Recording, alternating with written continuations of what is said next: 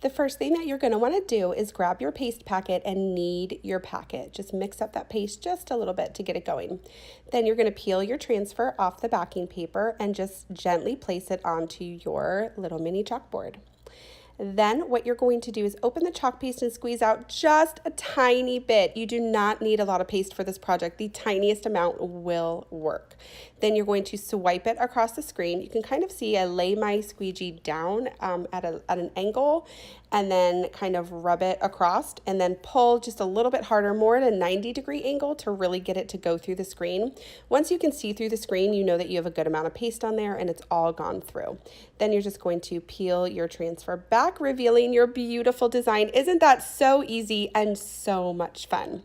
Now I'm going to show you how to quickly clean up. All you're going to do is squeeze the paste out of this packet. You want to just like get it from the top so it doesn't all kind of goop out on you.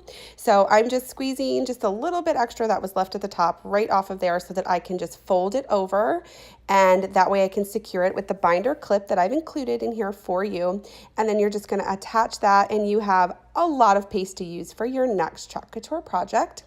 Then next, I just have a wet paper towel handy. Because this is really small, I can just clean it up with a wet paper towel. So I just have this and I'm just going to rub it across the screen on the front of the screen, and then I'm going to flip it over and then I will rub it across the back of the screen too, just to kind of clean that out.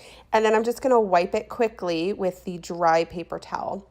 And what that's doing is that's just going to dry it off for us so that we can put it back on the backer. You're welcome to let it air dry, whatever you want to do. Just remember to do sticky side facing up. And then the easiest way to get that backer back on the transfer is actually put the transfer upside down and place the backer on top of it. It's much easier to line up that way.